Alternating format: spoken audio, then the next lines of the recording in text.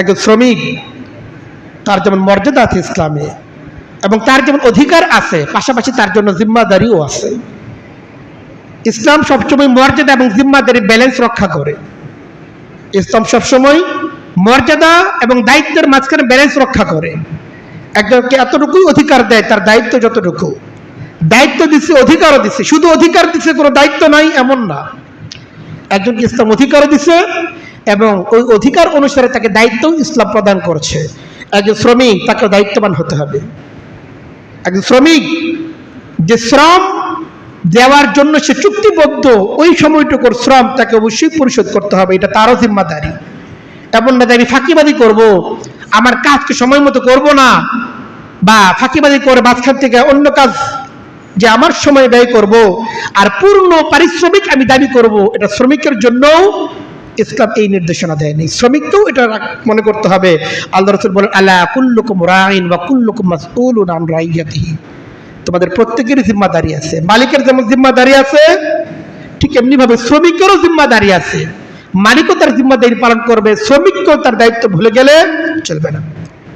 এই জন্য শ্রমিকের দায়িত্বের একটা অংশ হচ্ছে এই, যে সময়টুকুর জন্য আমরা দায়িত্ববান। একজন বুয়া, একটা কাজের লোক, তার কথা আছে যে 1 ঘন্টা সে বাসায় কাজ করবে, 1 ঘন্টার আগে আধা ঘন্টা দিয়ে কোনো রকম 7-5 বুঝ দিয়ে চলে গেল, এটা তার জন্য অন্যায়। তাকে 1 ঘন্টার পারিশ্রমিক পূর্ণরূপে দেওয়ার যেমন আমার দায়িত্ব, তারও দায়িত্ব এটা যে সেজন্য এই 1 ঘন্টা পূর্ণ সময়ের কাজটুকু সেজন্য সঠিকভাবে আঞ্জাম দেয়, এটা তারও জিম্মাদারির অংশ। সময় মতো কাজ করা, পূর্ণ সময়টাকে মালিককে দেওয়া, এটা তার দায়িত্ব। একজন চাকরিজীবী, বিশেষ করে সরকারি চাকরিজীবী যারা আছে, যে সময়টুকু রাষ্ট্রকে দেওয়া, জনগণকে দেওয়া তার দায়িত্ব এবং কর্তব্য বিধিবদ্ধ, এই সময়টুকু তাকে দিতেই হবে, এটা তার জন্য ফরজ জিম্মাদারি। এটা ঐচ্ছিক না। আচ্ছা ঠিক আছে, আমি আমার সব কাজ করে এরপর যতটুকু পারবো সে সময় দিব, বাকি সময় জনগণ 14টা বাজুক, ব্যাপারটা এমন না। অবশ্যই আমাকে আমার জিম্মাদারির ব্যাপারে জবাবদিহিতার সম্মুখীন আল্লাহ তাআলার কাছে হতে হবে। জনগণের কাছে জবাবদিহিতা আছেই, কিন্তু আমাদের জনগণ হয়তো এই জবাবদিহিতা চাইতে পারে না, কিন্তু একদিন কিন্তু জবাবদিহিতার সম্মুখীন হতেই হবে। সেটা জবাব দেওয়া ছাড়া কিন্তু সামনে চলা যাবে না। কাজেই শ্রমিকদেরকেও নিজের দায়িত্বের ব্যাপারে আন্তরিক হইতে হবে।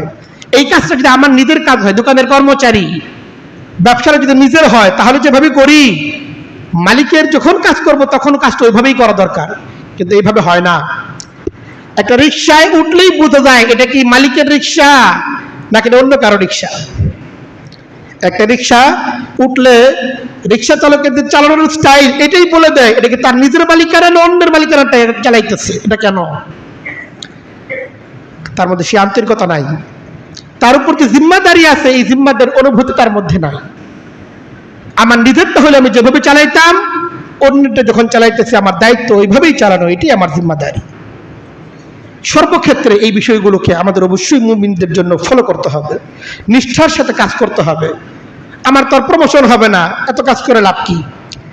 কাজ করার দ্বারা তো পুরস্কার নাই, তো পুরস্কারের আশা কেন? আমার যে পারিশ্রমিক আছে এই পারিশ্রমিকের জিম্মাদারি আমার এভাবেই কাজ করতে হবে। প্রমোশনের সম্ভাবনা থাক বা না থাক, পুরস্কার থাক বা না থাক, অবৈধ ঘুষের কোনো সম্ভাবনা থাক বা না থাক, সবকিছু ঊর্ধ্বে উঠে আমার যে জিম্মাদারি আছে জিম্মাদারি একজন শ্রমিককে পালন করতেই হবে। শ্রমিকের বিধিবদ্ধ সময়টুকু জনগণকে দিতে হবে, এটা আমার জন্য ফরজ জিম্মাদারি। কারণ আমি চুক্তিবদ্ধ এই সময়টুকু আমি দিব, কিন্তু নিজের ব্যক্তিগত কাজ করতে গিয়ে, শরীয়তের বিভিন্ন নফল আমল করতে গিয়ে আমার সেই ফরজ জিম্মাদারির মধ্যে কোনো রকম ত্রুটি আসা, এটার নাম দিনদারি এবং ধার্মিকতা না।